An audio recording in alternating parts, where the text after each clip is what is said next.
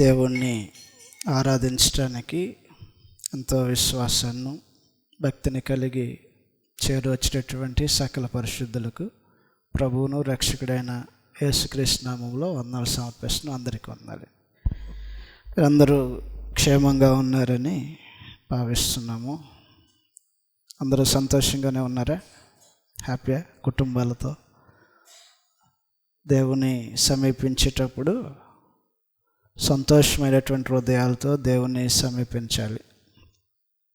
దావీదు ఎంత బాధ ఉన్నా వచ్చినట్టుగా మనము దేవుని సముఖానికి సంతోషమైన హృదయాలతో రావాలని ప్రేమతో మనం చేస్తున్నాను. అనేక వారాల నుంచి మనము ఆలోచన చేస్తున్నటువంటి విషయం ఇది. దేవుడు కోరినటువంటి పురుషుని యొక్క జీవితంలో ఒకటి, కుటుంబంలో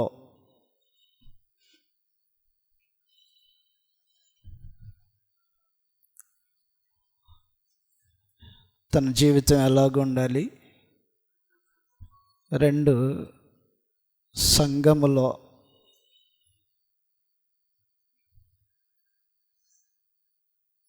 3 సమాజంలో పురుషుడు తన జీవితాన్ని ఎలా కట్టుకోవలసిన వాడై ఉంటాడు. పురుషుడు మాత్రమే కాదు, క్రైస్తవులైనటువంటి ప్రతివారు తమ జీవితాలను ఎలాగన నిర్మాణం చేసుకోవాలో దేవుడు కోరినట్టు అనేకమైనటువంటి సంగతులు మనం నేర్చుకుంటూ ఉన్నాం ఈ క్రమంలో. కాబట్టి మొదటిగా కుటుంబంలో ఎలాంటి జీవితాన్ని కలిగి ఉండాలో ఎన్నో సంగతులు ఆలోచన చేశాము. సంఘమునకు సంబంధించి క్రైస్తవ జీవితం ఎలాగుండాలి,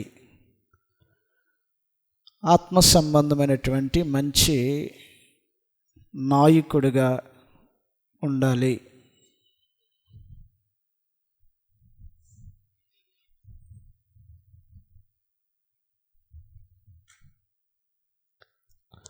దీనిలో భాగంగానే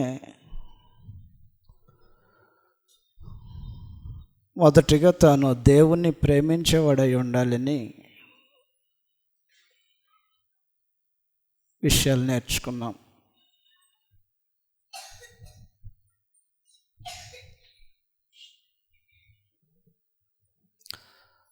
రెండు, సంఘములో పురుషుడు ఎట్టివాడై ఉండాలంటే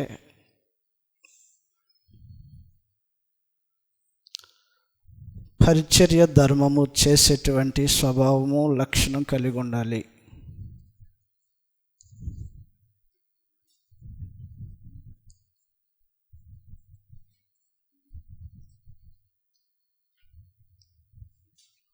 పరిచర్య చేయాలి. క్రైస్తవ జీవితంలో ఖచ్చితంగా కలిగి ఉండవలసినటువంటి లక్షణం పరిచర్య చేయటం. పరిచర్య అంటే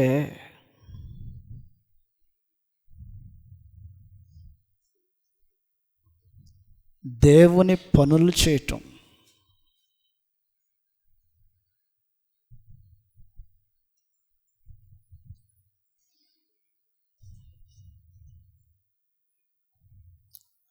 దీన్నే సేవ లేదా సంఘ కార్యములు,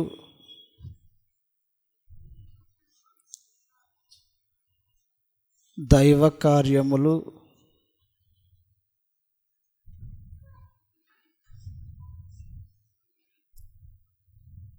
పరిశుద్ధుల కొరకై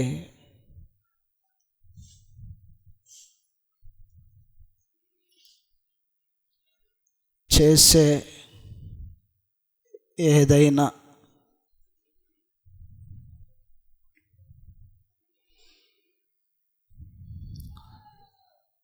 సంఘ కార్యక్రమాలు ఉంటాయి. దీన్నే పని లేదంటే సేవ, లేదంటే ఉపచారము,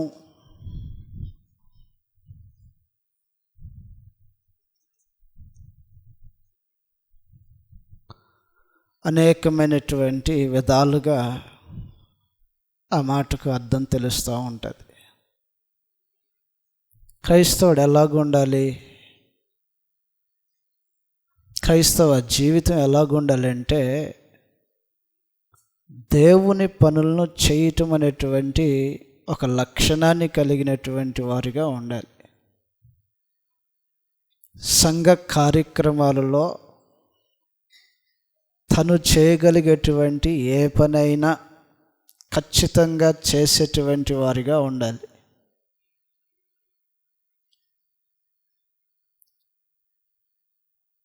సహజంగా ఏం జరుగుతుందంటే పరిచర్య నిర్లక్ష్యం చేయటానికి చేయాలనే మనసున్న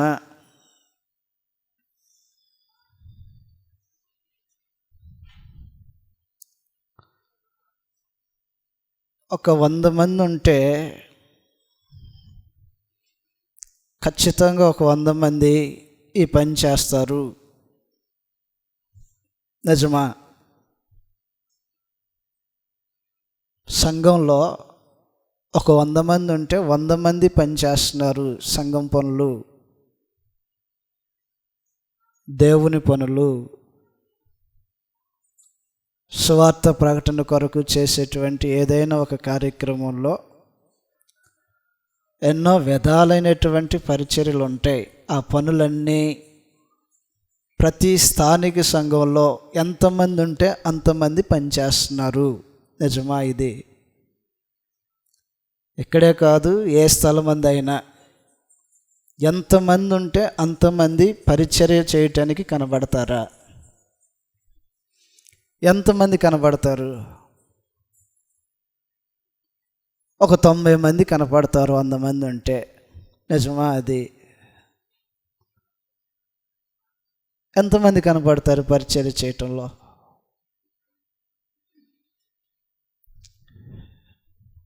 ఈ పరిచర్యను నిర్లక్ష్యం చేయటంలో ఒకవేళ పనుల వలన, పనులు సాకు, పనులని చెప్తాం, సహజంగా ఎవరికైనా ఉండొచ్చు, కాదంట్లో నేను. 2 పరిస్థితులు సహకరించలా, వస్తామనుకున్నాం కానీ రాలేకపోయాం, ఏదైనా అయి ఉండొచ్చు. 3 ఆరోగ్యం అనేది సహకరించట్లేదు, ఏదైనా అయి ఉండొచ్చు.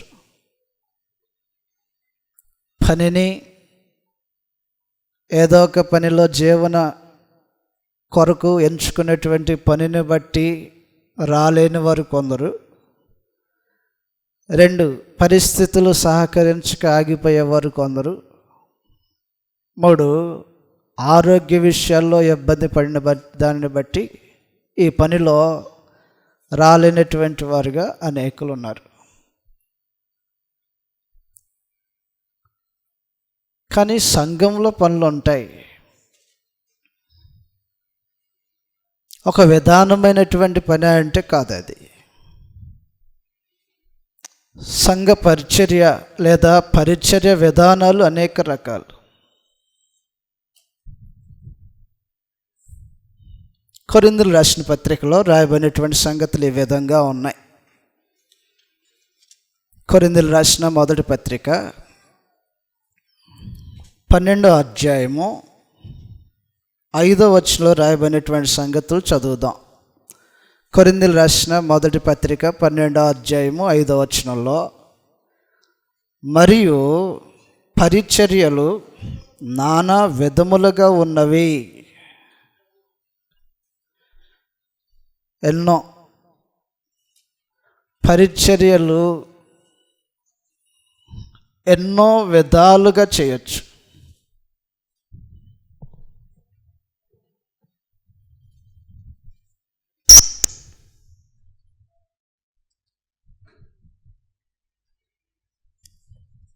ఒక విధానం కాదు, ఒక పని కాదు,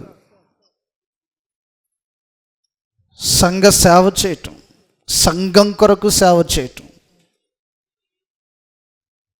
దేవుని పనులు చేయటం, దైవ కార్యములని భావించి చేయటం. ఎన్ని విధాలుగా చూడాలి అది? పరిశుద్ధాత్ముడే అపోస్తుల చేత పలికించిన మాట ఏంటంటే, సంఘములో పరిచర్య ఉంటుంది, సంఘమునకు పరిచర్య ఉంటుంది. సంఘములో పరిచర్య, సంఘము చేయవలసిన పరిచర్య. ఎన్ని విధాలుగా ఉంటుందా పరిచర్య? ఒక రకంగా ఉంటుందా? ఒకే పనే, ఒకే రకమైనటువంటి పరిచర్య అని చెప్పట్లేదు గ్రంథంలో. మరోసారి చదువుతాం 12వ అధ్యాయం 5వ వచనంలో, మరియు పరిచర్యలు నానా విధములుగా ఉన్నవి.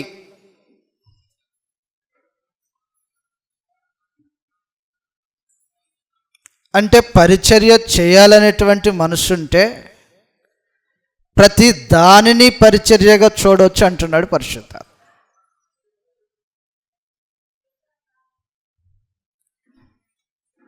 కాబట్టి చెప్పలేనన్ని విధాలుగా సంఘం కొరకు, సంఘంలో ఉన్నటువంటి పరిశుద్ధుల కొరకు, దేవుని కొరకు, దేవుని యొక్క రాజ్యము కొరకు, దైవ సంబంధమైనటువంటి కార్యముల కొరకు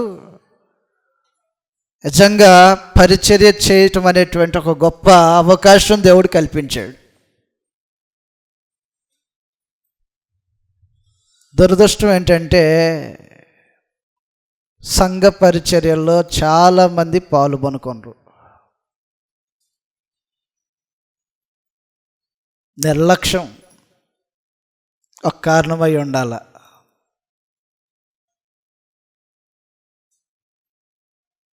లేకపోతే పరిచర్యను బట్టి కలుగు ప్రతిఫలాలేంటో నువ్వు గ్రహించుకొని ఉండాల.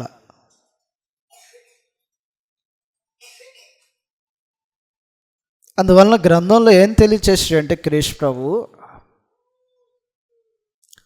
లోకమందు ఉన్నటువంటి జనుల్లాగా సంఘంలో ఉన్నటువంటి ప్రజలు ఉండకూడదు. లోకంలో జనులు ఎలాగుంటారు? ఏదన్నా ఒక మీటింగ్ అనుకోండి, లోకంలో ఉన్నటువంటి జనులు ఎలాగుంటారంటే అధికారులు కానీ, ప్రధానులు కానీ, ఆ మీటింగ్ ఆహ్వానించబడినటువంటి వారు కానీ అన్ని ఏర్పాట్లు అయిపోయిన తర్వాత లాస్ట్లో వచ్చేస్తారు. అవునా కదా సార్? ఏదైనా మినిస్టర్ కానీ ఆహ్వానం చేసామనుకోండి, ప్రోగ్రాం ఎన్ని గంటలకని అడుగుతారు. 10 గంటలకండి ఉదయం పూట అని చెప్తే 10 గంటలకి ఆయన రాడు. ఎప్పుడు వస్తాడు? సమకూర్చవలసినటువంటి వనరులు, మనుషులు అన్నీ సమకూర్చబడిన తర్వాత ఒక మంచి అఫీషియల్గా చక్కగా వచ్చి ఆయన కోసం రిజర్వ్డ్ చేసినటువంటి సీట్లో కూర్చొని కొద్దిసేపు ఉండి మళ్ళీ ఆఖరి వరకు ఉంటాడా? ఉండకూడదు. ఉంటే రూల్స్ ఒప్పుకో. ఆయన ముఖ్యమైనటువంటి వ్యక్తిగా చూడరు. ఎందుకంటే మధ్యలో రావటం, మధ్యలో పోవటం. ఇది లోకంలో జరుగుతుంది.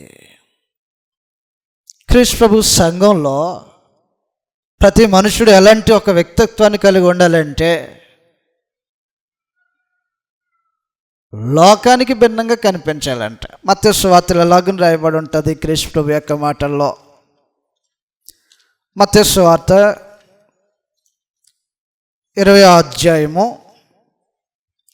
అధ్యాయంలో రాయబడినటువంటి సంగతులు ఈ విధంగా ఉన్నాయి. 25వ వచనం నుంచి చదువుతున్నాం. మత్తయి సువార్త 20వ అధ్యాయము 25వ వచనంలో,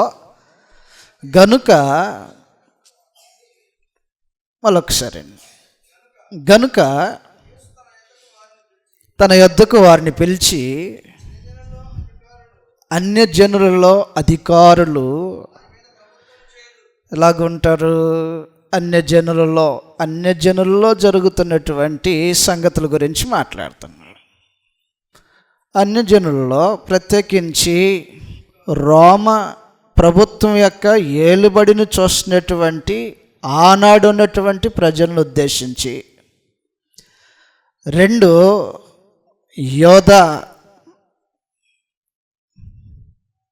మతములో జరుగుతున్నటువంటి వివరాలను చూపించి మాట్లాడుతున్నాడు. రోమా ఏలుబడి జరుగుతుంది, రోమా ప్రభుత్వం చేస్తుంది. వారిలో ఉన్నటువంటి అధికారులను ఉద్దేశించి యోధాలో ఉన్నటువంటి మత నాయకులు, మతాన్ని నడిపించేటువంటి పెద్దలు ఎవరైతే ఉన్నారో వారందరిని ఉద్దేశించి ఏం జరుగుతుందో చెప్తున్నాడు. ఏం జరుగుతుంది అనే జనుల్లో చదువుదాం. గనుక యేసు తన యొద్దకు వారిని పిలిచి, అన్ని జనుల్లో అధికారులు వారి మీద ప్రభుత్వము చేయుదురనియో, వారిలో గొప్పవారు వారి మీద అధికారము చేయుదురనియో మీకు తెలియను. ఎవరిలో అలాగ ఉండకూడదు, లోకంలో అలాగ ఉంటుంది. గొప్ప గొప్ప వారిగా ఉండాలని, గొప్ప గొప్ప స్థాయిని కనపరుచుకోవాలని, ఆధిక్యతను ప్రదర్శించాలని, తమ స్థితిని మనుషుల ఎదుట కనపరుచుకోవాలని లోకంలో అధికారుల మధ్య ఉంటుంది. తన యొద్దకు పిలువబడినటువంటి ప్రజల మధ్య ఇలాంటి జీవనం ఉండకూడదు, ఇలాంటి జీవితం ఉండకూడదు. లోకమందు ఉన్నటువంటి ప్రజల యొక్క ఆలోచనలాగా క్రీస్తు ప్రభువుని వద్దకు పిలువబడినటువంటి వారు ఉండకూడదని చెబుతూ వారికి అర్థమయ్యేలాగా ఎలాగని తెలియచేశాడంటే, కింద భాగాలు మనం చదివితే, మీలో అలాగుండకూడదు, మీలో ఎవడు గొప్పవాడై ఉండగోరునో. ఎట్లా ఉండాలా?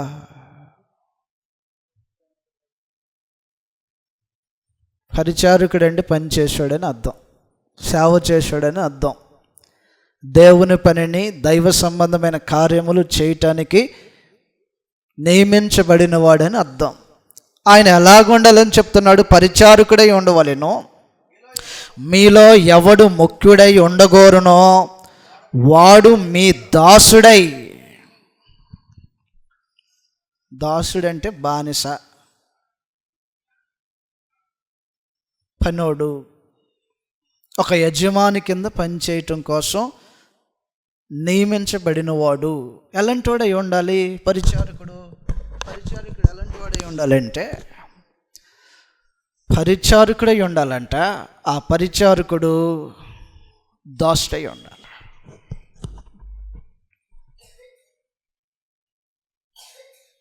బానిసలాగా పనిచేయాలి. సంఘంలో పనిచేయాలా, సంఘం కోసం పనిచేయాలా, సంఘం యొక్క వ్యాప్తి కొరకు పనిచేయాలా,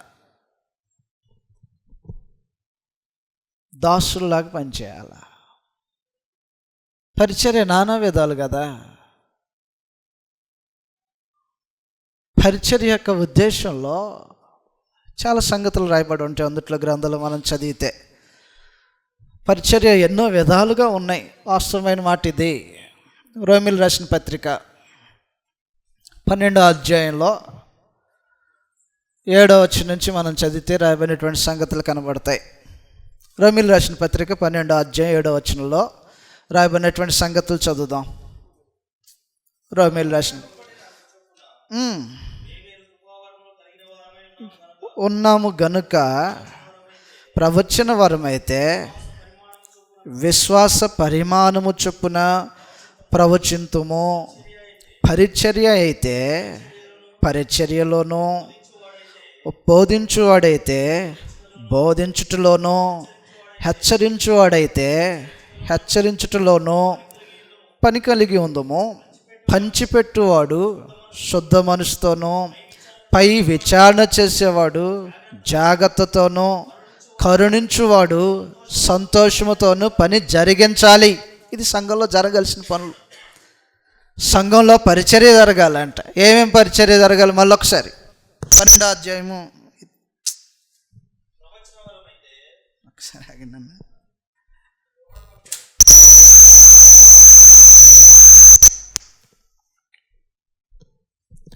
12వ అధ్యాయం 7వ వచనంలో 1, మనకు అనుగ్రహించబడిన కృప చొప్పున వేరు వేరు కృపావరములు కలిగిన వారమై ఉన్నాము గనుక, 1 ప్రవచించటం అనేది, 2 ప్రవచించాలా? పరిచర్య అయితే పరిచర్య ఇందుట్లో అనేక రకాలు. ఒకటి సంఘ కార్యాలలో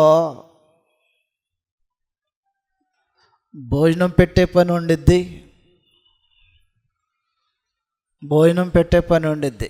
అపొస్తలుల కార్యాలు 6వ అధ్యాయంలో భోజనము పంచిపెట్టడం ఒకటి, భోజనము తయారు చేయటం ఒకటి, భోజనం తయారు చేసిన తర్వాత వగేరే సంగతులు, ఎన్నెన్నో సంగతులు ఉంటాయి.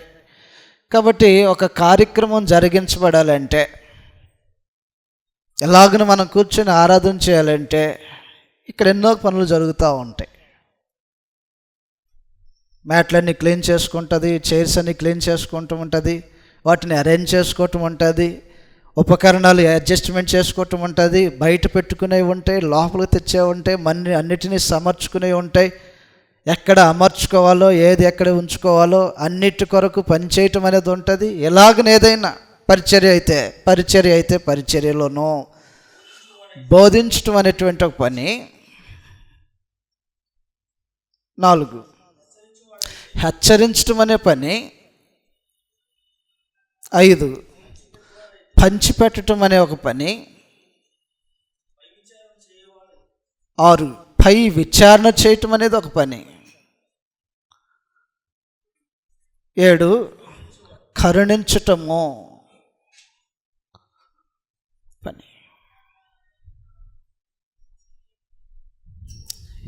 నిన్న కార్యక్రమాలు ఉన్నాయి కదా సంఘంలో. వ్యక్తులకి వేరు వేరు కృపావరములు దేవుడు మనకు అనుగ్రహించినటువంటి ఏదో ఒక ఎబిలిటీ, సామర్థ్యం. కొంతమందికి పనిచేసేటువంటి ఆరోగ్యాన్ని ఇచ్చి ఉంటాడు. కొంతమంది ఆసక్తి కలిగిన వారై ఎదుటివారిని ప్రోత్సహించి పురుకొల్పేటువంటి ఒక తలంతు ఇచ్చి ఉంటాడు. కొంతమందికి మనుషులందరినీ నిలబెట్టి హెచ్చరించేటువంటి ఒక పని, తలంతు, సామర్థ్యం ఇచ్చి ఉంటాడు. కాబట్టి ఇన్ని విధాలుగా ఉన్నటువంటి పరిచర్యలో దేవునికి మహిమ కలగటం కోసం చేయాలి. పేతురు రాసిన మొదటి పత్రికలో పరిచర్య లేదా ఉపచారం అనేది సంఘములో ఉన్నటువంటి వ్యక్తులు చేసిన దానిని బట్టి కలుగుతుంది. పేతురు రాసిన మొదటి పత్రిక 4వ అధ్యాయము 10-11 వచనాలు ఎలాగూ రాయబడి ఉంది. దేవుని నానా విధమైన కృప విషయమై మంచి గృహ నిర్వాహకులయ్యుండి ఒక్కొక్కడు కృపావరము పొందిన కొలది ఒకరినొకడు ఉపచారం చేయాలి.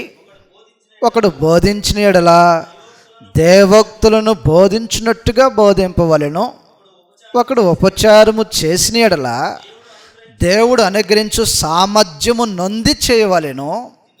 ఇందువలన దేవుడు అన్నిటిలోనూ యేసుక్రీస్తు ద్వారా మహిమపరచబడును. దేనికోసం ఇవన్నీ చేసేది? ఇది దేవుని పని అని, సంఘ సేవ అని, సంఘ కార్యక్రమాలని, పరిశుద్ధుల కొరకై చేస్తున్నామని, ఉపచారం చేస్తున్నామని, నాకు అనుగ్రహించినటువంటి భాగ్యమని, నాకు వచ్చిన అవకాశమని, దేవుడు ఈ పని చేయటానికి ఎలాగన అవకాశం కల్పించాడని మనుషుడు చేస్తున్నటువంటి ఈ అనేక విధాలైనటువంటి పరిచర్యలు దేనికోసం ఉద్దేశించబడి ఉన్నాయంటే క్రీస్తు యేసు ద్వారా తండ్రి అయిన దేవుడు మహిమపరచబడటానికి.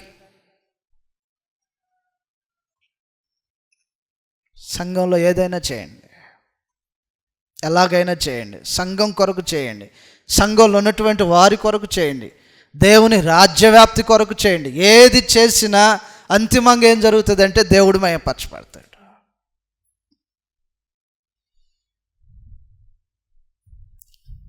కాబట్టి సంఘం తలపెట్టిన కార్యక్రమంలో ఏ కార్యక్రమైనా కానివ్వండి, పనులు ఉంటాయా ఉండవా? ఎలాగున్నాం మనం? దాసుల్లాగా ఉన్నామా? అనుజనుల్లాగా ఉన్నామా? అనుజనుడు ఎలాగుంటాడు? అన్ని సెటిల్మెంట్ అంతా, సెట్టింగ్ అంతా అయిపోయిన తర్వాత చక్కగా వచ్చి కూర్చొని మత్తయి సువార్త 20 అధ్యాయం 26 వచ్చి నుంచి మనం చదివినట్టుగా మీలో అలాగుండకూడదు. ఎలాగుండకూడదు?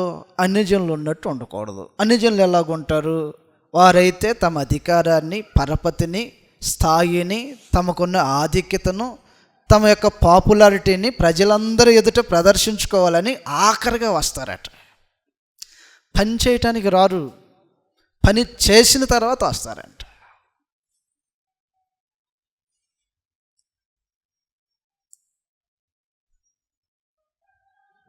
ఏ కారణమైన అయి ఉండొచ్చు, నేను ఎవరిని ఏమంటలా. అండ్ మా పని ఏంటో మీకు తెలుసు కదా బ్రదర్, మంచిది, బాగా బిజీగా ఉన్నారు, అస్సలు కలవని పనులు కలిగి ఉన్నారు, మంచిది మీకు. 2, మా పరిస్థితులు అంతగా సహకరించవండి, మేము అనేకమైన వాటి చేత చిక్కబడి ఉన్నాం, మంచిదే. 3, మా ఆరోగ్య పరిస్థితి కూడా అంతంతే బ్రదర్.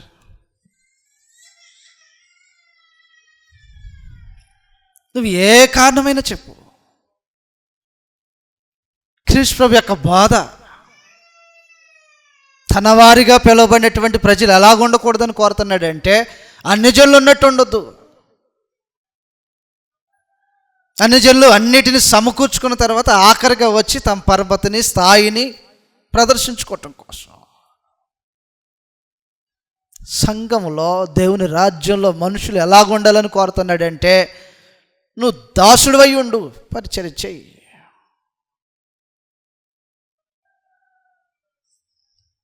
సంఘంలో మనుషులు ఎలాగుండాలని కోరుతున్నాడు చదువుతాం. మరొక సంగతి, మార్కు సువార్త 9వ అధ్యాయంలో, మార్కు సువార్త 9వ అధ్యాయంలో రాయబడినటువంటి సంగతులు ఈ విధంగా ఉంటాయి. 9వ అధ్యాయము 35వ వచనంలో ఈ మాటలు తెలియచేయబడ్డాయి. మార్కు సువార్త 9వ అధ్యాయం 35వ వచనంలో, అప్పుడు ఆయన కూర్చుండి 12 మందిని పిలిచి, ఎవడైనా మొదట ఉండగోరిన ఎడలా, సంఘములో ఏదైనా ఒక విషయంలో, సంఘంలో చేర్చబడినటువంటి వ్యక్తులలో ఏదైనా ఒక ఐడెంటిటీ కలగాలంటే, గుర్తించబడాలంటే, యోగ్యుడిగా కనపరచబడాలంటే, సంఘ కార్యక్రమములు అప్పగించబడటం కొరకు ఎలాంటోడై ఉండాలంట. ఒకసారి చదువుతాం కింద బాగా అదే విషయాన్ని. ఎవడైనను మొదటివాడై ఉండగోరిన ఎడల వారి అందరిలో లాస్ట్లో పోటీ పడాలా. నేను లాస్ట్ తింటా భోజనం.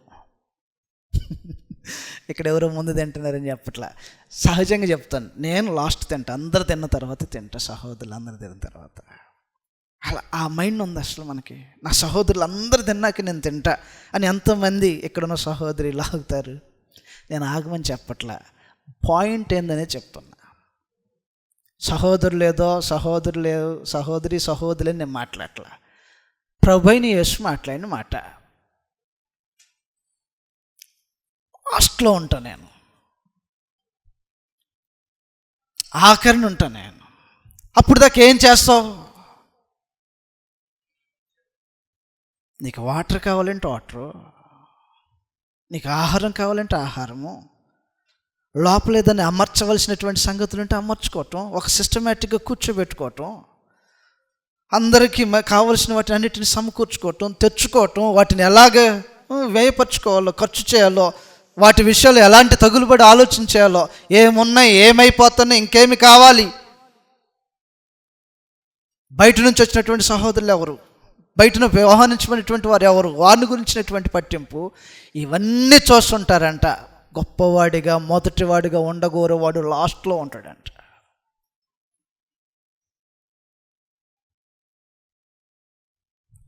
క్రీస్తు ప్రభు యొక్క బోధ, సంఘం యొక్క పనులు, సంఘ కార్యక్రమాల కొరకు ఎలాగో మనకు తెలియచేస్తుంటే, ఈ రోజున క్రీస్తు ప్రభు యొక్క సంఘంలో ఒక పురుషుడిగా, ఒక స్త్రీగా ఈ పరిచర్య ధర్మములో పాలు పొందుకోవటం కోసం ఏం చేస్తున్నాం?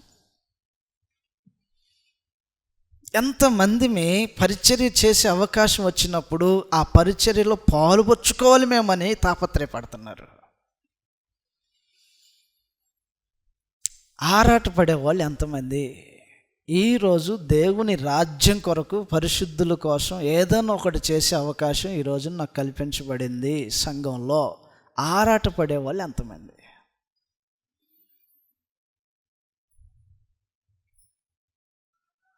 ఆ తపన సంఘం కోసం, సంఘంలో ఉన్నటువంటి పరిశుద్ధుల కోసం ఈరోజు నా సహోదరులు, నా సహోదరులు వాళ్ళు ప్రభు పక్షంగా చేరు వస్తారు. వారి కోసం నేను ఏం చేయాలి ఈ రోజున? ఈ తపన కలిగినటువంటి వారు ఎంతమంది సంఘంలో? పరిచర్య చేయటానికి తమ్మును తాము అప్పగించుకున్న వాళ్ళు ఎవరు సంఘంలో? ఈ పని మాదే, ఇంకెవరు చేసినా ఊరుకోనని బలవంతంగా చేయగలిగేంత కమిట్మెంట్ కలిగిన వాళ్ళు ఎంతమంది సంఘంలో? ఏముంది కమిట్మెంట్? సంఘం కోసం, సంఘ పరిచర్య కోసం, సంఘంలో జరిగే కార్యక్రమాల కోసం మనకంటూ ఉన్నటువంటి ఒక నిశ్చయిత ఏంటి? కొరింథీయులకు రాసిన మొదటి పత్రిక 16వ అధ్యాయంలో 15వ వచనం లాగున రాయబడి ఉంటుంది. కొరింథీయులకు రాసిన మొదటి పత్రిక 16వ అధ్యాయం 15వ వచనంలో రాయబడినటువంటి సంగతులు ఇవి. కొరింథీయులకు రాసిన మొదటి పత్రిక 16వ అధ్యాయము 15వ వచనంలో, స్టెఫెను ఇంటివారు అక్కయ యొక్క ప్రథమ ఫలమై ఉన్నారనియో, వారు పరిశుద్ధులకు పరిచర్య చేయుటకు తమ్మును తాము అప్పగించుకొని ఉన్నారనియో. ఎవరికి పరిచర్య చేయటం కోసం?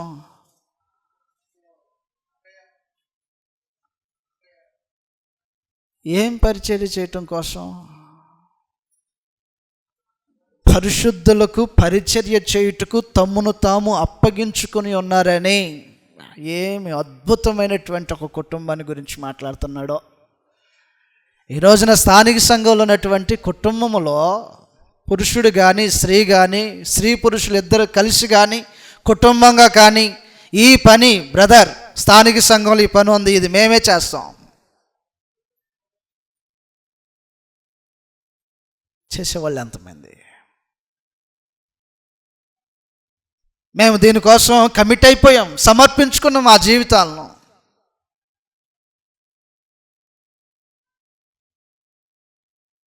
మ్యాట్లు క్లీనింగ్ చేసి ఇప్పుడు స్థానిక సంఘంలోనే ఉన్నాం. బయట ఎక్కడెక్కడికో తిరిగి వస్తూ ఉంటాం పరిచర్య కోసం, అక్కడికి రాలేకపోవచ్చు.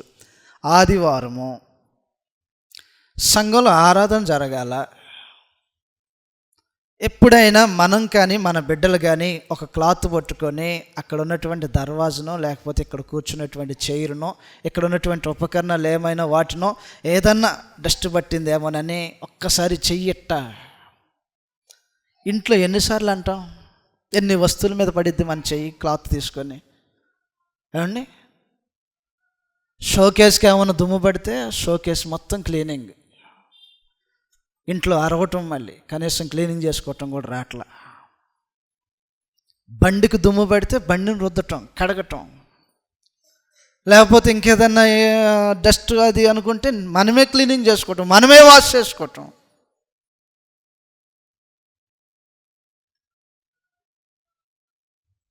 కమిట్మెంట్ కలిగిన మనుషులు ఎంతమంది సంఘం కోసం?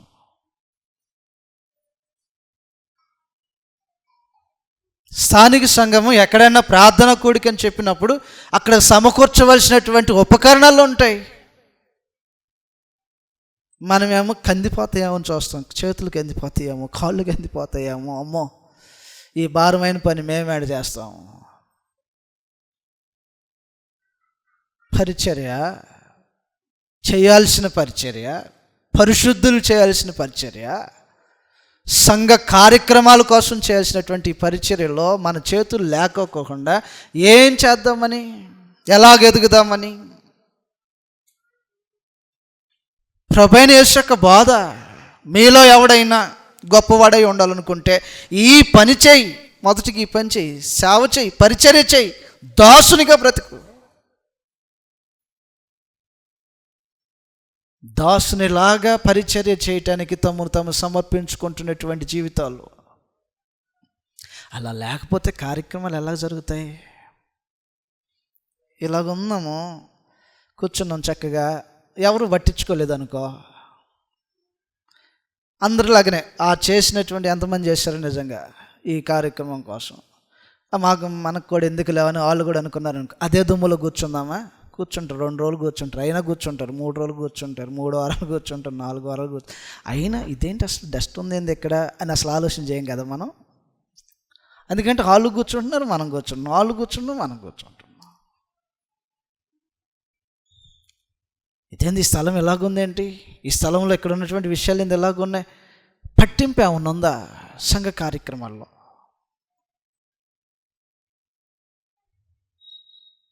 పరిచర్య చేయటం అనేది నేర్పుతూ ఉండాలి, బాల్యం నుంచి అలవర్చాలి. బిడ్డలను పంపించి సంఘం కొరకు, సంఘంలో ఉన్నటువంటి వారి కొరకు పనిచేయమని నేర్పించి పంపించాలి.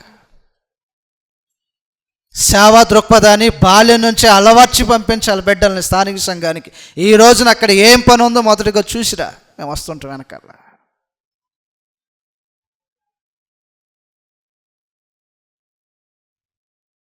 సమూయేలు మొదటి గ్రంథంలో ఒక పసివాడైనటువంటి బిడ్డ చేస్తున్నటువంటి పరిచర్య.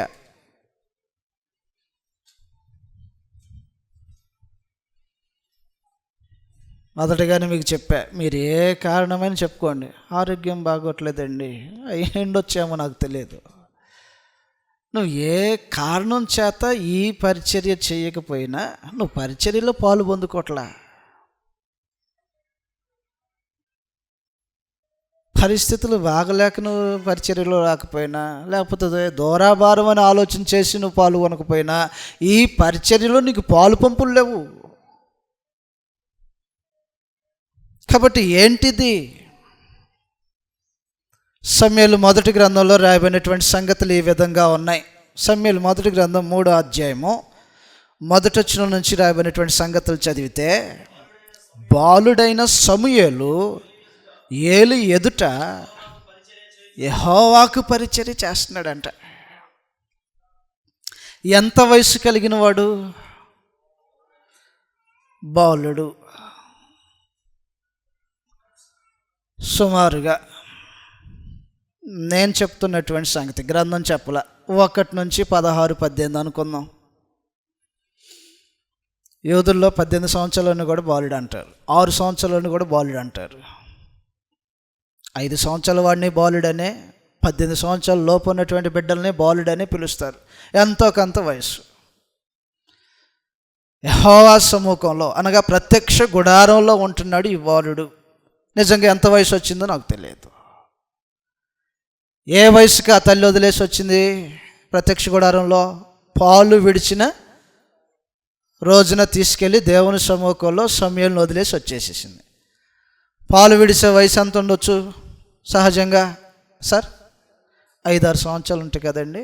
5-6 సంవత్సరాలు, 5-6 సంవత్సరాల వాడు పరిచర్య చేస్తున్నాడంట. ఏమేం పరిచర్య చేయించుంటాడు ఏలి ప్రత్యక్ష గుడారంలో?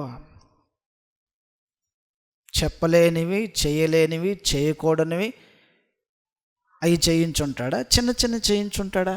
5 సంవత్సరాలు లేదా 6 సంవత్సరాలు బాలుడికి ఏం పని చెప్తారు? ఏమని చెప్తారు? ఆ సౌండ్ బాక్సులు బయట పెట్టండి పోయి అంటారా? ఈ బల్ల తీసుకెళ్ళి అటు పెట్టండి అని అంటారా?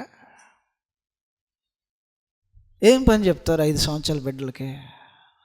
చేయగలిగేదే చెప్తారా? ఏం పని చేసి ఉంటాడు సమూయేలు? పరిచర్య చేస్తున్నాడంట. ఒకవేళ ప్రత్యక్ష గుడారంలో ఏ ఉపకరణాలైనా చూపించి వాటి విషయంలో జాగ్రత్త, అవి క్లీనింగ్ చేసి అక్కడ పెట్టేసి అమర్చేసి, అటు పక్కకు జరుపు, ఇటు తీసుకురా, ఆ వస్తువుని అక్కడ ఉంచు, ఇవి చెప్పుంటాడా? చిన్న చిన్నవి, లేకపోతే భారమైన పనులు చెప్పుంటాడా? ఎంతమంది బిడ్డలను పంపిస్తారు? అసలు మనం వస్తే కదా బిడ్డలు రావటానికి, పరిచర్య చేయటానికి. ఎంట పెట్టుకొని తీసుకొచ్చి ఈరోజు పని ఉండేది సంఘంలో.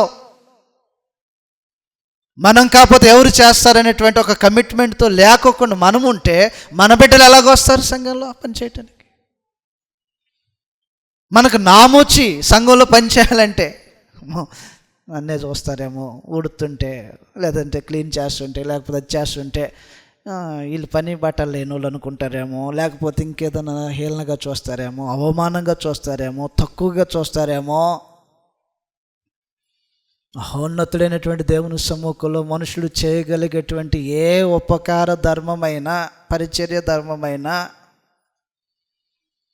అది వెలకట్లేంది. సమూయేలు పరిచర్య చేస్తున్నాడంట. ఏం చేసి ఉంటాడు నిజంగా తెలియదు. మొత్తానికైతే పరిచర్య చేస్తున్నాడు. తాను ఈ పరిచర్య చేస్తున్నాడని లిఖితం చేయబడి ఉండలేదు, కానీ ఖచ్చితంగా ప్రత్యక్ష గుడారంలో ఉన్నటువంటి వస్తువుల కోసమో, స్థలం కోసమో, తేబడినటువంటి నైవేద్యముల కోసమో, తీసుకొచ్చిన అర్పణల కోసమో ఏదైనా ఒక స్థలంలో పెట్టడం, తీసుకురావటం, అక్కడ పెట్టి ఇక్కడ జరిపే వాటిని చేసే, వీటి చేసే, ఏదో ఒకటి ఒక పసిబాలుడు చేయగలిగినటువంటి సమస్తమైనటువంటి పనుల్లో తాను ఉన్న దానిని బట్టి ఈ పరిచారకుడికి చెందినటువంటి భాగ్యం ఏంటి? దేవుడికి ఉన్నటువంటి ఒక గొప్ప లక్షణం, నీతో ఊరికనే ఏది చేయించుకోడు. ఈరోజు ఇది చేస్తే ఏముంది అనే మానవ తలంపుకు అందకోకుండా చేస్తాడు. సమూయేలు బాల్యం నుంచి దేవుని సమ్ముఖంలో పరిచారకుడిగా ఉంటూ పనిచేస్తున్నటువంటి దానిని బట్టి అతనికి కలిగినటువంటి మహత్తరమైనటువంటి భాగ్యం ఏమిటంటే, ఒకటి, దేవుడు అతనికి తోడై ఉండటం.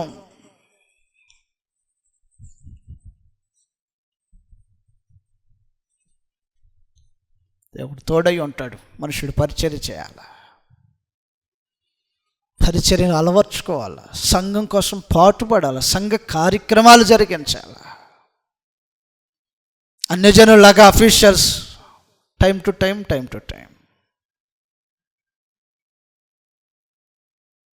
మన అన్యజనులం కాదు కదా అండి. మేమేమి చేయలేమండి అనుకున్న వాళ్ళు చక్కగా వచ్చి కూర్చొని చేసే బిడ్డలకు ఉపదేశం చేయొచ్చంట. అది చేయకూడదు, ఇది చేయండి, ఇది చేయండి, లేకపోతే ఇలా చేయండి, అలా చేయండి. ఆ మాటలు కూడా చెప్పలేము మనం. సలహాలు, సూచనలు కూడా ఇవ్వలేమా? యవ్వన బిడ్డలు చేస్తుంటే వాళ్ళకి మార్గాన్ని చూపించటం, చేయకూడదు దాన్ని అడ్డగించటం, చేయాల్సింది నేర్పించటం, దగ్గరుండి పర్యవేక్షించటం, పై విచారణ చేయటం.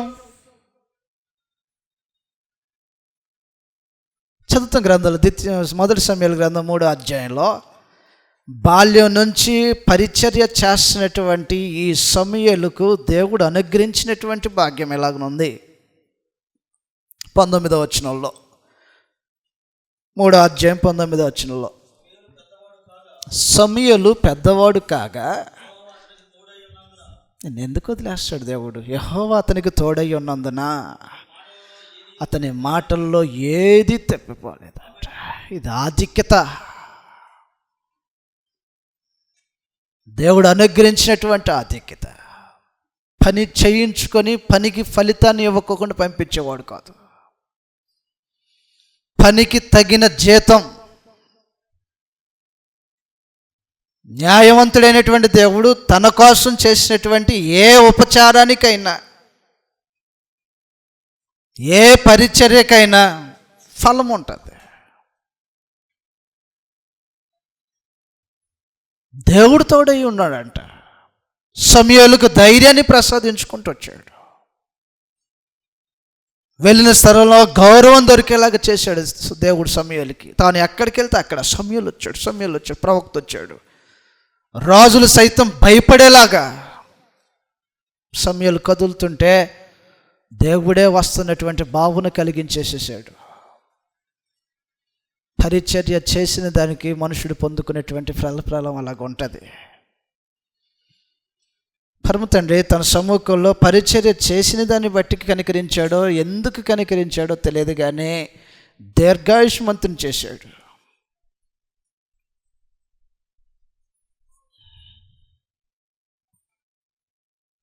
ఏం పొందుకుంటాం పరిచర్య చేస్తే? ఏం ఇస్తాడు దేవుడు పని చేసిన దానికి? సీరియస్నెస్ లేదు సంఘంలో కార్యక్రమాలంటే. ఆత్మ సంబంధమైనటువంటి ఒక నాయకుడిగా కట్టబడేటువంటి పురుషుడు అలవర్చుకోవలసిన, నేర్చుకోవలసిన, తన ఇంటి వారికి నేర్పవలసినటువంటి ప్రధానమైనటువంటి ఒక విషయం ఏమిటంటే పరిచర్య చేయాలి. స్టెఫెను ఇంటి వారు ఎలాగైతే తమను తాము పరిచర్య చేయటానికి సమర్పించుకున్నారో, ఈ రోజున ఏ కుటుంబంలో ఉన్నటువంటి పురుషులు తమ ఇంటి వారిని ప్రోత్సహిస్తున్నారు? ఇది పని మంది, ఇది చేయవలసిన బాధ్యత మంది. సమూయేలు మొదటి గ్రంథం 12వ అధ్యాయంలో పరిచర్య చేసిన దానికి ప్రతిఫలముగా దేవుడు అనుగ్రహించబోతున్నటువంటి భాగ్యం ఎలాగుంటుంది? 12వ అధ్యాయం మొదటి వచనం నుంచి. అప్పుడు సమూయేలు ఇశ్రాయేలు అందరితో ఇట్లా, నేను ఆలకించుడి, మీరు నాతో చెప్పిన మాటను అంగీకరించి మీ మీద ఒకని రాజుగా నియమించి ఉన్నాను. రాజు మీ కార్యములను జరిగించును. నేను తల నరిసిన ముసలివాడను. ఏ వయసు దగ్గర నుంచి దేవుడు తోడయ్యుండి కావలి కాసుకుంటూ ఆరోగ్యాన్ని అనుగ్రహించుకుంటూ ఎన్నో ప్రమాదాల నుంచి, విపత్తుల నుంచి, ఆపదల నుంచి, శత్రువుల నుంచి, మార్గాల్లో నుంచి తన కృపను విస్తరింప చేసుకుంటూ వచ్చి ఉంటాడు. పసిబాలుడుగా ఉన్నటువంటి సమూయేలు ఇప్పుడు తల నరిసిన వెంట్రుకలు కలిగినటువంటి వాడిగా ఉండి కూడా సంపూర్ణమైనటువంటి ఆరోగ్యవంతుడిగా బ్రతుకుతున్నటువంటి భాగ్యం. పని చేయించుకొని జీతం ఇవ్వకుండా ఉండడు దేవుడు. ఫలం వండుకోకుండా ఉండదు దేవుని కోసం చేసిన దేనికైనా.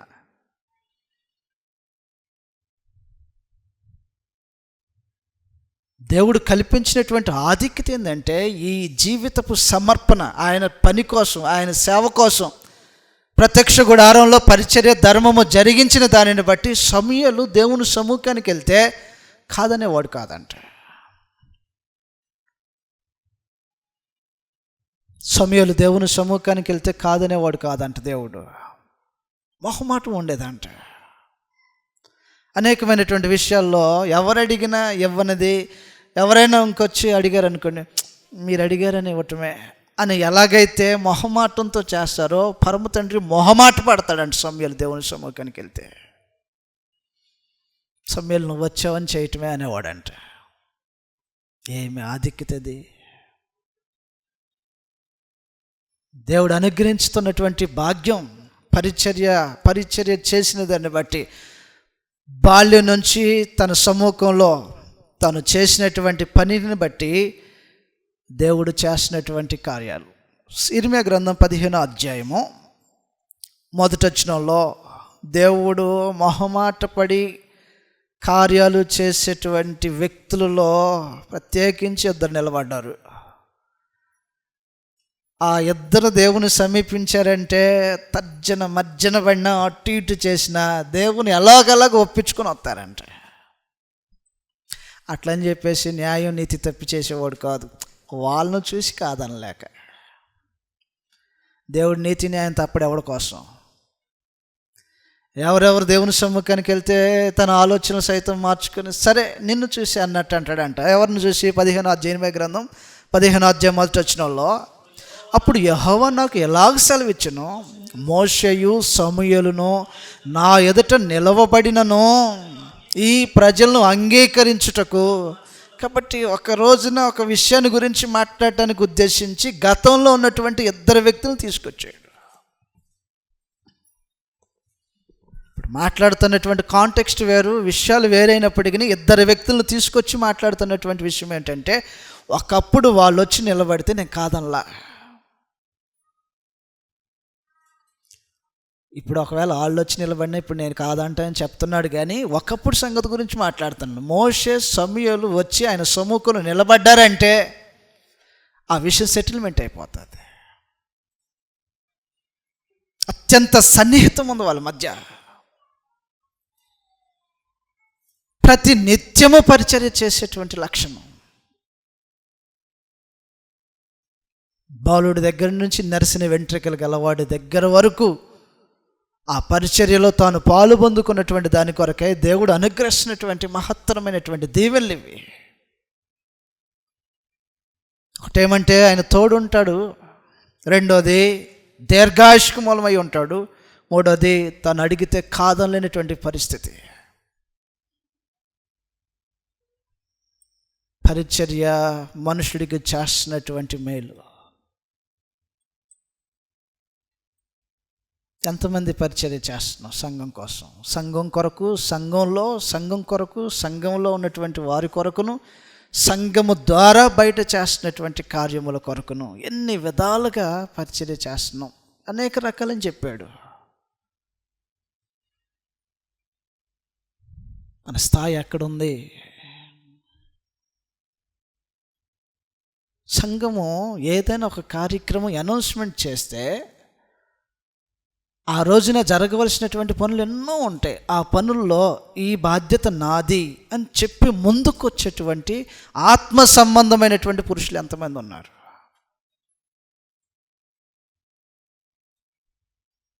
బాధ్యతారహితంగా ఉండటం, అవయవం పనిచేయట్లా,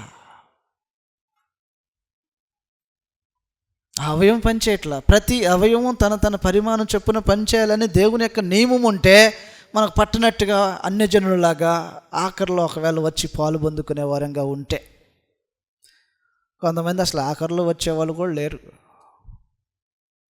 వాళ్ళ గురించే నేను మాట్లాడలా. సంఘం యొక్క లక్షణం ఎలాగ ఉండాలా?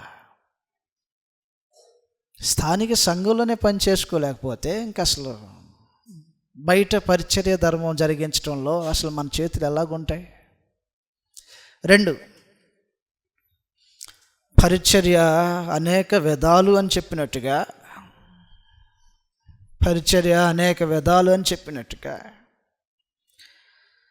దేవుని సందేశపు ప్రకటన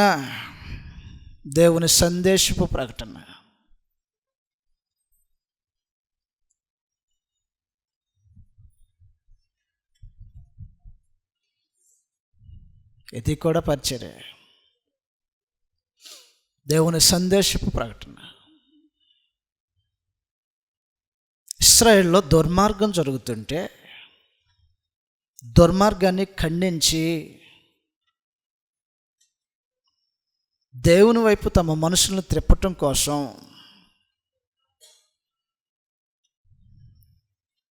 యెహోషాపాతు చేసినటువంటి కార్యాలు ఎలాగనున్నాయి? దినవృత్తాంతాలు 2వ గ్రంథము 17వ అధ్యాయంలో ఇశ్రాయేలు దుర్మార్గతను అనుసరించి బ్రతుకుతున్నారు. దేవుని విడనాడారు. అపవిత్రత వైపు, విగ్రహారాధన వైపు వాళ్ళు తిరిగిపడినప్పుడు రాజైనటువంటి యెహోషాపాతు ఈ కార్యక్రమం చేస్తున్నాడంట. దినవృత్తాంతాలు 2వ గ్రంథము 17వ అధ్యాయంలో 17వ అధ్యాయము మొదటి వచనం నుంచి రాయబడినటువంటి సంగతులు ఈ విధంగా ఉన్నాయి. దినవృత్తాంతాలు 2వ గ్రంథం 17వ అధ్యాయం మొదటి వచనంలో, తరువాత అతనికి బదులుగా అతని కుమారుడైన యెహోషాపాతు రాజై ఇశ్రాయేలు తన మీదికి రాకుండా, అందువలన యెహోషాపాతు రాజు అవుతాడు. యెహోషాపాతు రాజయ్యి యెహోషాపాతు కంటే ముందు జరిగినటువంటి దుర్మార్గత విషయాల్లో నుంచి తన ప్రజలను దారి మళ్లించే ప్రయత్నం చేశాడు. ఏమేమి దుర్మార్గం జరిగేదంటే 4వ వచనం నుంచి ఏమేమి దుర్మార్గం జరుగుతుంది యెహోషాపాతు రావటానికి ముందు. 4వ వచనంలో బయలుదేవతను ఆశ్రయించేవారు,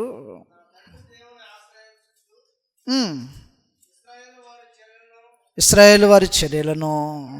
కాబట్టి బయలుదేవతను ఆచరించటము, ఇశ్రాయేళ్ళు ప్రవేశపెట్టినటువంటి అన్యాచారాలను, అన్య పద్ధతులను, అనేక విధాలైనటువంటి వ్యర్థమైనటువంటి వాటిని తమ బిడ్డలను తీసుకెళ్ళి అగ్నిగుండాల్లో పడేసేవాళ్ళు. బిడ్డలను తీసుకెళ్ళి, గర్భాన్ని పుట్టిన బిడ్డలను తీసుకెళ్ళి. కాబట్టి ఇలాంటి వ్యర్థమైనటువంటి ఎన్నో కార్యక్రమాలు జరిపించబడతా ఉంటే ఈ యెహోషాపాతు ఏం చేశాడంటే వీటన్నిటికీ ముగింపు పలకాలా. కాబట్టి ఏం చేయాలా? ప్రజలను దేవుని వైపుకి త్రిప్పాలా. ఏం చేయాలా? దుర్మార్గమైనటువంటి ఆచారాల నుంచి బయటికి తీసుకురావాలా. ఏం చేయాలంటే దేవుని ధర్మం ఏదైతే ఉందో ఆ ధర్మం వరకు నేర్పించాలి. పని కట్టుకున్నాడంట. 7వ వచనం ఇలాగ రాయబడి ఉంటుంది, తన ఏలుబడి యందు 3వ సంవత్సరమున యోధా పట్టణమందున జనులకు ధర్మశాస్త్రమును బోధించుటకై అతడు పెద్దలైన బెన్హాయిలను, ఒబద్యాను, జకర్యాను, నతనీయేలును, మికాయిను, షమాయ, నెతన్య, జబద్యా, అషాయేలు, షెమిరాయిమతు, యెహోనాతును, అదోనియా, టోబియా, టబోదోనియా అను లేవీలను, యాజకులైన ఎలీషామును, యెహోరామును పంపాడు. ఏం పంపాడు? ఎందుకు పంపాడు? బయలు ఆరాధన జరుగుతుంది, దైవ వ్యతిరేకమైన కార్యక్రమాలు జరుగుతున్నాయి, వ్యర్థమైనటువంటి ఆచారాలతో బిడ్డలను అగ్నిగుండంలో పడేస్తున్నారు. ఉన్నతమైనటువంటి స్థలాలను చూసి పెద్ద దీపస్తంభాల్లాగా ఒక స్తంభాలు నిలబెట్టుకుంటున్నారు మనుషులు. పెద్ద పెద్ద కొండల మీద నిలబెట్టుకుంటున్నారట, స్తంభాలు నిలబెట్టుకుంటున్నారట. ఈ స్తంభాలను కోల్చాలా? ఉన్నత స్థలాల్లో కోల్చడం కాదు, మనుషుల యొక్క హృదయాల్లో కోల్చాలి. అవి ఉన్నత స్థలాల్లో ఉన్నాయి.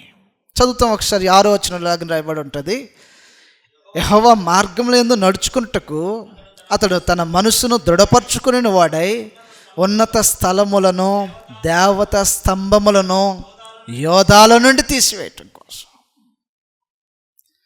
కాబట్టి ఉన్నత స్థలాల్లో ఉన్నటువంటి వాటిని కూల్చితే హృదయాల నుంచి కూల్చేయాలి. ఆ హృదయం నుంచి కూల్చేయటం అనే పని కేవలం వాక్యం మాత్రమే చేస్తుందని ఎరిగి కొంతమంది మనుషులను, పెద్దలను నియమించి సమాజంలోనికి పంపించాడు. బోధించండి ధర్మం. ఇశ్రాయేలు యొక్క దేవుని యొక్క ధర్మం ఏం కోరుకుంటుందో చెప్పండి. మనుషులు నడవకున్నటువంటి మార్గం ఏంటో వారికి తెలియచేయండి అని కొంతమంది మనుషులను ఏర్పాటు చేసి పంపించిందంట. పరిచర్య దేవుని కొరకు, దేవుని ప్రజల కొరకు చేసేటువంటి పరిచర్య. సువార్త ప్రకటన పరిచర్య అవుతుందా? కొరింథీయులకు రాసిన 2వ పత్రిక 5వ అధ్యాయంలో ఈ రోజున సంఘము తలపెట్టేటువంటి కార్యక్రమాల విషయంలో ఈ పరిచర్యలో పాలు పంపులు లేకపోతే ఎలాగా? కొరింథీయులకు రాసిన 2వ పత్రిక 5వ అధ్యాయము 19వ వచనంలో రాయబడినటువంటి సంగతులు ఈ విధంగా ఉన్నాయి. నేడు సంఘము బయటికి వెళ్ళి సువార్త ప్రకటన చేస్తుందంటే ఉన్నతమైనటువంటి పరిచర్య జరిగిస్తుందని అర్థం. 5వ అధ్యాయం 19వ వచనంలాగా ఉంది. అదేమనగా దేవుడు 18 నుంచి చదువుదామని 18 నుంచి చదువుదాం. సమస్తమును దేవుని వలన అయినవి, ఆయన మనలను క్రీస్తు ద్వారా తనతో సమాధానపరుచుకొని ఆ సమాధానపరుచు పరిచర్యను, ఇది సమాధానపరచడం కోసం పరిచర్య, దైవ మానవుల మధ్య లేనటువంటి సమాధానాన్ని తీసుకురావటం కోసం చేస్తున్నటువంటి పరిచర్య. దేవతా స్తంభాలు నిలబెట్టుకొని దేవునికి కోపం పుట్టేసినటువంటి జనుల యొక్క హృదయాల్లో ఆ విగ్రహ సంబంధమైన అపవిత్రతను తొలగించడం కోసం కొంతమంది మనుషుల్ని ఏర్పాటు చేసి పంపించాడంట. బాధ్యత తీసుకున్న దానికి, ఆ పరిచర్య తాను చేయించిన దానికి దేవుడు ఏం చేశాడంటే యెహోషాపాతును వదిలేలా. ఏం చేశాడు? దినవృత్తాంతాలు 2వ గ్రంథం 7వ అధ్యాయంలో ఈ రోజున మనము సమాధానపరిచేటువంటి సువార్త ప్రకటన పరిచర్యగా చేస్తున్నాము. ఆ రోజున ధర్మశాస్త్రము ఆనాడు ఉన్నటువంటి ప్రజల కొరకు బోధించబడటం కోసం పంపించబడ్డారు. 7వ అధ్యాయంలో 9వ వచనం నుంచి 17వ అధ్యాయం 9వ వచనంలో, దినవృత్తాంతాలు 2వ గ్రంథము 17వ అధ్యాయము 9వ వచనంలాగునుంది. వారు యెహోవా ధర్మశాస్త్ర గ్రంథమును చేతపొచ్చుకొని యోధా వారి మధ్య ప్రకటన చేయుచు, యోధా పట్టణములన్నిటినూ సంచరించుచు ఇది బోధ చేస్తున్నారంట. ఆయన బయలు దేవుడు కాదు, బయలు ఆరాధన దేవుడు అంగీకరించేది కాదు. దేవుని కోపం ఉంటుంది. ఉన్నత స్థలాల్లో నిలబెట్టుకున్నటువంటి స్తంభములు కూల్చివేయాలి. వాటినంటే కూల్చేస్తాడు, కానీ మానవ హృదయాల్లో కట్టుకున్నటువంటి ఈ స్తంభాలు, ఆచారాలు, వాటిని కూల్చడం కోసము, ప్రకటన చేయటం కోసం పంపించాడంట ధర్మశాస్త్రాన్ని చేత పట్టుకోండి. ఈ ప్రకటన చేయించటం కోసం బాధ్యత పుచ్చుకున్నటువంటి యెహోషాపాతు విషయంలో దేవుడు ఏం చేశాడు చదువుతాం. 10వ వచనంలో ఏం చేశాడంటే, యోధా దేశము చుట్టూ ఉండు దేశముల రాజ్యములన్నిటి మీదకి యెహోవా భయము వచ్చినందున వారు యెహోషాపాతుతో యుద్ధం చేయటం మానేశారంట.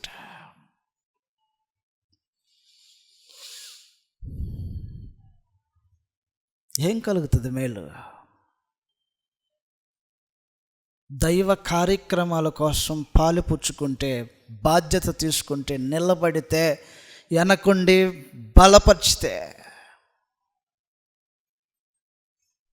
ఈరోజు స్థానిక సంఘంలో ఉన్నటువంటి కుటుంబాలు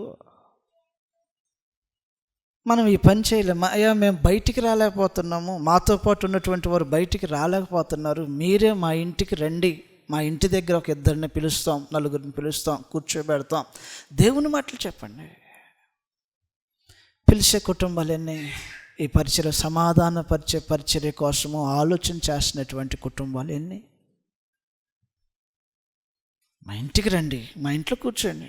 మా తోటి వారు ఒకవేళ మీరున్న దగ్గరికి రాకపోవచ్చు, లేదంటే మనమందరం కలుసుకున్న దగ్గరికి రాకపోవచ్చు, కానీ మా ఇంటికి వస్తారు కదా అని చెప్పి మన ఇంటికి తీసుకొచ్చి కూర్చోబెట్టేటువంటి ఆ మైండ్, సమాధానపరచు పరిచర్య నీ ఇంటిలో ఇతరులకు వినిపించేంత అవకాశం కనుక ఇచ్చి చూస్తే యెహోషాపాతుకు తెలుసు ఆ ధన్యత ఎలాగుంటుందో. ఇతరులను దేవుని వైపు తిప్పటం కోసం నిలబడినటువంటి యెహోషాపాతు అనుభవించాడు ఆ ధన్యత ఎలాగుంటుందో. చుట్టూ ఉన్నటువంటి శత్రు రాజ్యాల్లో ఎవడైనా యెహోషాపాతు దగ్గరికి రావాలంటే భయం. ఏలుబడి చేసినటువంటి యెహోషాపాతుతో యుద్ధం చేయాలంటే భయం. కారణం ఒకటే, దేవుడు భయభీతులు కలిగేస్తున్నాడు అంట. తనతో పాటు యుద్ధం చేయటానికి ఎవడు రావట్లా.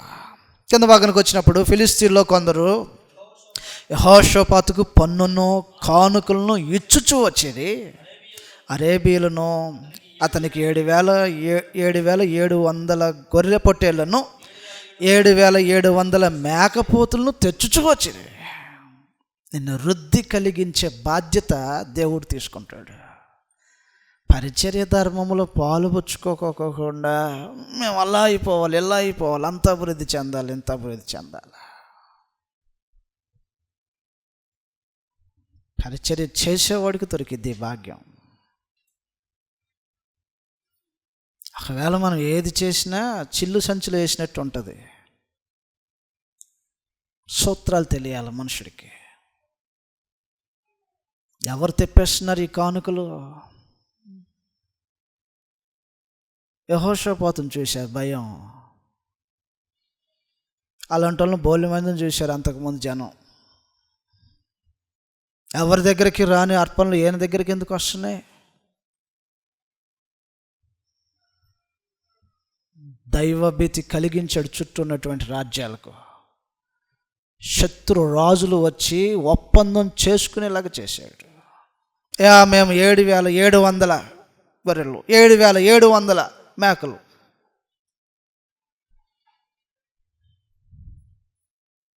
పరిచర్య అనేటటువంటి బాధ్యత తీసుకో.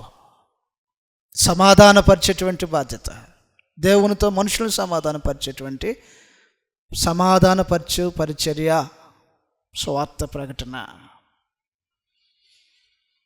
అందువలన దయతో సంఘ కార్యక్రమాల విషయంలో, సంఘం కొరకు చేయాల్సినటువంటి పనుల విషయంలో, దేవుని సేవ కొరకు ఇది దైవ కార్యక్రమం అనేటువంటి ఆసక్తితో మనుషుడు నిలబడి బాధ్యత తీసుకొని పాలుపుచ్చుకుంటే పరమ తండ్రి వదిలేలా. వాళ్ళని సంగతిలోనే చెప్పటానికి నేర్చుకోవట్లే మనం పరిచర్య చేయటం. పరిచర్య ఎలాగుంటుందో తెలియట్లా, పరిచర్యలో ఆనందించటం తెలియట్లా.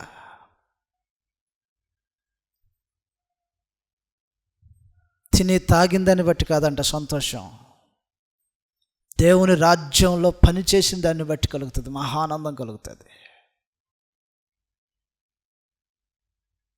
దానికి ప్రతిఫలం కూడా అలాగే అనుభవిస్తారు మనుషులు.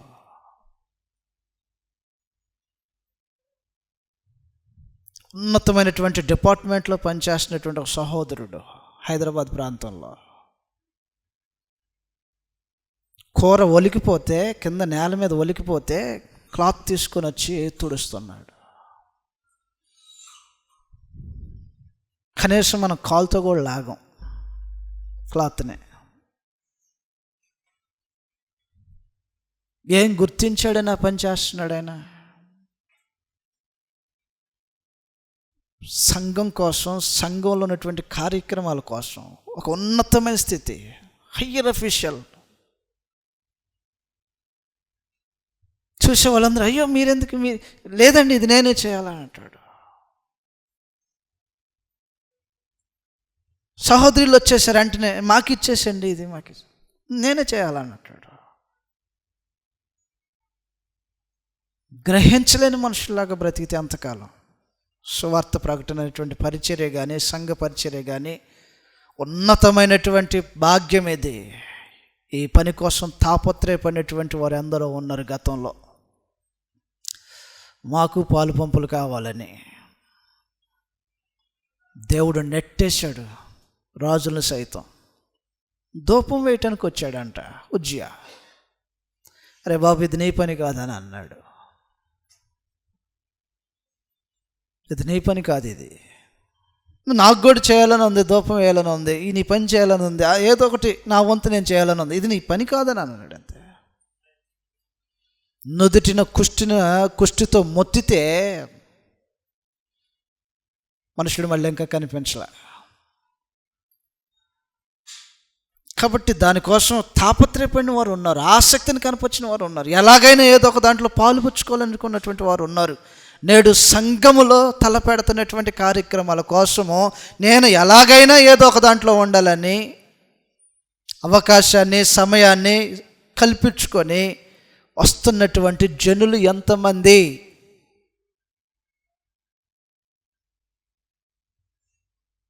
ఎంతమంది లేరా? ఇక మీదట ఉంటారని భావిస్తున్నా. దేనికోసం అంటే దేవుడు మీకు తోడు ఉండటం కోసం. ఈ పరిచర్య ధర్మంలో పాలు పంచుకున్న దాన్ని బట్టి దేవుడు మీకు తోడు ఉంటాడు. కృప చూపించి మనుషుని దీర్ఘాయుష్మంతం చేశాడు. ఏ కోణంలో చూశాడో నిజంగా తెలియదు. సమయాన్ని దేవుని సమ్ముఖానికి తీసుకెళ్ళిన ప్రతి విజ్ఞాపన కాదనలేక, సరే నువ్వు అడిగావు కాబట్టి అనే అంత సన్నిహితమైనటువంటి బాంధవ్యాన్ని తీసుకొచ్చింది ఈ పరిచర్య. మహోన్నతులైనటువంటి దేవుని పక్షంగా ప్రజలను త్రిప్పటానికి పూనుకొని తాను చేయలేని దాన్ని లేవీలకు అప్పగించి కొంతమందిని ఏర్పాటు చేసి ఇది మీ పని చేయండి, దీని వెనకాల నేను ఉన్నా అని నిలబడినటువంటి యెహోషాపాతుకి శత్రుభీతి లేకోకుండా నెమ్మది కలిగించి యెహోషాపాతు అంటేనే భయం కలిగేలాగా చేశాడు దేవుడు. నెమ్మలపరచబట్టం అనేది అవసరం జీవితాలకి. పన్ను వాళ్ళంతటా వాళ్ళు ఒప్పందం చేసుకొని తీసుకొచ్చి కట్టారంట. అంతకంతకు వృద్ధి కలిగించాడు దేవుడు. ఏం చేస్తున్నావు సంఘం కోసం? సంఘం కోసం ఏం చేస్తున్నావు? సంఘంలో ఏం చేస్తున్నావు? సంఘం ద్వారా ఏం చేస్తున్నావు? చేస్తున్నటువంటి వాటిలో నీ పాలేంటి? అందుట్లో సంఘంలో పురుషుడు దాసునిలాగా పనిచేయాలా, బానిసలాగా పనిచేయాలా, సంఘం కోసం పనిచేయాలా, కొదువైనటువంటి పాటల కోసం తన వంతు తన పాటు పట్టడం కోసం పనిచేయాలా. ఏం పాటు పడుతున్నాం మనం సంఘం కోసం? సమయానికి వచ్చి సమయానికి వెళ్ళిపోవటమో పాటు పట్టడం అంటే అదేనా పాటు అంటే? కాబట్టి దయచేసి దేవుడు అనుగ్రహించేటువంటి దీవెనలు ప్రాప్తింప చేయబట్టడం కోసం నేడు మనకు ఆత్మ సంబంధంగా పరమ తండ్రి తన పరిచర్య చేసేటువంటి వారికి అనుగ్రహించే ప్రతి దీవెన మీరు అనుభవించడం కోసం సంఘ పరిచర్య అది మహా ఉన్నతమైనటువంటి పరిచర్య. నాకు దేహం పనిచేయట్లేదండి, సహకరించట్లేదండి, ఈ మాటలు వద్దు. 84 సంవత్సరాల వయసున్న ముసలావిడికి ఏ బలం ఉండిద్ది పని చేయటానికి? 84 సంవత్సరాల ముసలావిడికి ఎంత బలం ఉండిద్ది పని చేయటానికి? సంఘంలోనే కాదు, దేవాలయంలో ఎంత బలం ఉండిద్ది? ఇక్కడ ఎంతమంది ఉన్నారు 84 సంవత్సరాల వయసు ఉన్న వాళ్ళు అండి? 84 సంవత్సరాల వయసున్న ముసలాంకి ఎంత బలం ఉందని పని చేయటానికి కూర్చుంది? లోకసువార్త దేవాలయంలో దేవారాత్రులు పరిచర్య చేయొచ్చు. మాకు శక్తి చాలట్లేదండి, బలం చాలట్లేదండి, ఓపిక చాలట్లేదండి, అస్సలు సమయం చాలట్లేదండి.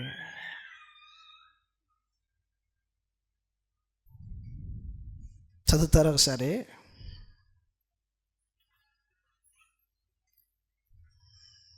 మన వయసు ఏంటి, మన పరిస్థితులు ఏంటి? విశ్వాస సంబంధమైన జీవితం వయసుని, శక్తిని ఈ అడ్డంకులుగా చూడదు. అసలు వెసులుబాటు కల్పించుకొని సమయాన్ని గడపటం, దేవుని పని కోసం సమయాన్ని గడపటం. లోకసువార్త 2వ అధ్యాయము 36వ వచనంలాగా రాయబడి ఉంటుంది. 2వ అధ్యాయం 36వ వచనం నుంచి చదువుతున్నాం. మరియు ఆషేరు గోత్రికురాలును పనుయేలు కుమార్తెనైన హన్న అను ఒక ప్రవక్త్రి ఉండెను. ఆమె కన్యత్వం మొదలుకొని 7 ఏండ్లు పెనిమిటితో సంసారం చేసి బహుకాలము గడిచినదై 84 సంవత్సరాలు విధవరాలై ఉండి, విధవరాలి వయసు ఎంత? విధవరాలిగా ఉన్న వయసు ఎంత? 84 సంవత్సరాలు. సంసారం చేసిన కాలం ఎంత? 7 సంవత్సరాలు. 84 7 కలిపితే 91 సంవత్సరం. వివాహం ఎన్ని సంవత్సరాలు చేసుకుంది?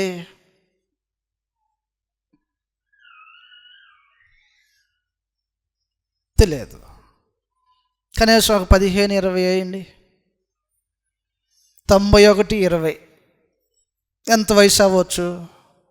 111 సంవత్సరాల వయసు ఉన్నామంటే మనకులాగా ఇంట్లో కూర్చొని మూలన కూర్చోలే.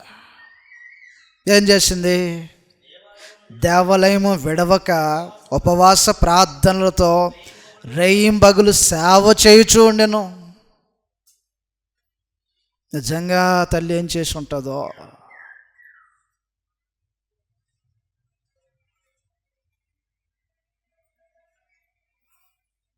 నాకు తెలిసి క్లాత్ పట్టుకొని తుడిచి ఉంటుందేమో, అంతకంటే ఇంకేం చేసి ఉంటుంది? 111 సంవత్సరాల వయసు ఉన్నామే. ఏం చేసిందో ఏంటా తపన? ఆ వయసు ఏంటి? ఆమె చేసినటువంటి పరిచర్య ఏంటి? ఏం పొందుతుందని, ఏమి కావాలని ఆశించి, దేవుడు ఏం చేస్తాడని గ్రహించి పని చేస్తుంది. 111 సంవత్సరాలప్పుడు ఉపవాసం చేస్తారా? మధ్యాహ్నానికి గేరు వచ్చి పడిపోరు? మధ్యాహ్నానికి 2 గంటలు ఆగితే అడగండి, 2 గంటలు. అది విశ్వాస జీవితం అలాగుంటుంది. బ్రతుకుదాం దేవుడు కోరినట్టుగా. సంఘంలో ఒక దాసులు ఎలా పనిచేయాలి అలా పనిచేయాలి. మనం పనిచేయాలా, మన పిల్లలను పని చేయించాలా, ఆ పనిని నేర్పించాలా, ఆ పని యొక్క విలువేంటో గ్రహించేలాగా చేయాలా. అలాగా త్యాగపూరితమైన స్టెఫెన్ కుటుంబం ఎలాగైతే పరిచర్య చేయటానికి తమ్మును తాము సమర్పించుకునేటువంటి ఒక జీవితాన్ని కనపరిచిందో, ప్రభు సంఘాల్లో నోటుతో చెప్పాలా ప్రతి కుటుంబం ఇలాగే ఉంటుంది సంఘంలో అని. అలాంటి ఒక ఆధిక్యత వైపుకి నడవాలని ప్రేమతో మనం చేసుకుంటూ ముగించేస్తున్నా. పరిచర్య చేయండి, పరిచర్యకు తగిన ప్రతిఫలాలు పొందుకోండి. అన్నాడు.